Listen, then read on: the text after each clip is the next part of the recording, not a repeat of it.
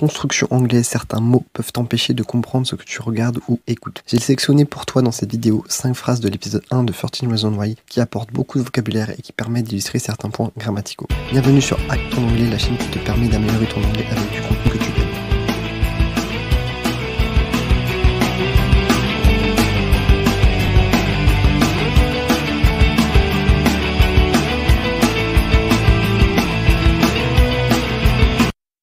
Let's get started. Première phrase.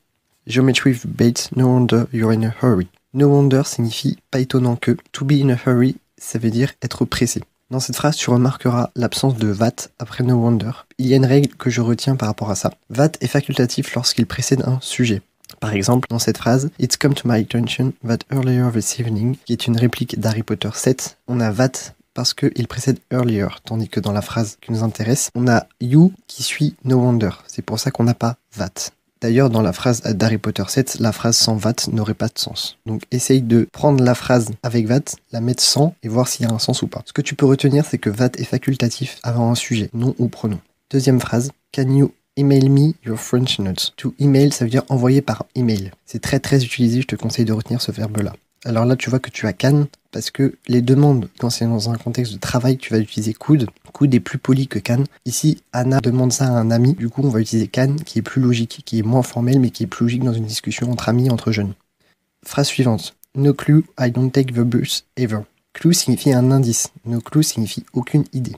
On va s'attarder un peu sur ever. La phrase, elle signifie aucune idée, je ne prends pas le bus non plus. Ever signifie non plus. Il est utilisé avec des phrases négatives, tandis que never est utilisé avec des phrases affirmatives. N'oublie jamais la règle de la double négation interdite. Tu n'auras jamais deux négations dans la même phrase. Phrase suivante. You don't want to hurt yourself again. N'oublie pas le to après-vente, première chose. Deuxième chose, to hurt oneself, c'est se blesser. Troisième chose, yourself, ici c'est un pronom réfléchi. Il signifie le te français dans cette phrase-là. Tu ne veux pas te blesser. Et le dernier mot de la phrase, c'est again. Again qui signifie encore une fois. Tu as l'idée de répétition. Ne le confonds pas avec still qui signifie encore dans le sens de continuité de l'action. Par exemple dans cette phrase, We lost Harry tonight, he's still with us, qui est encore une phrase d'Harry Potter 7, que l'on pourrait traduire par On a perdu Harry cette nuit, mais il est toujours là. Ici tu as still qui a cette idée-là de continuité de l'action, contrairement à again qui a, comme je l'ai dit, l'idée de répétition. Dernière phrase, That must mean you're about ready for side 2. Must est un modal qui a deux principaux sens, qui a deux principales utilisations. Le sens de l'obligation qui est le plus connu, You must go to school par exemple. Tu dois aller à l'école. Le deuxième sens, c'est le sens de la quasi-certitude. C'est le sens qu'a must dans cette phrase-là. C'est quasiment sûr qu'il en est à la phase 2. C'est ça l'idée en fait. C'est ça le sens de cette phrase. Un autre exemple, si tu vois un ami un soir et qu'il te dit qu'il n'a pas mangé ce midi, tu peux lui dire You must be starving. Tu dois mourir de faim. Tu es quasi sûr de ce que tu dis parce que tu as des indices. Il doit mourir de faim parce qu'il n'a pas mangé ce midi.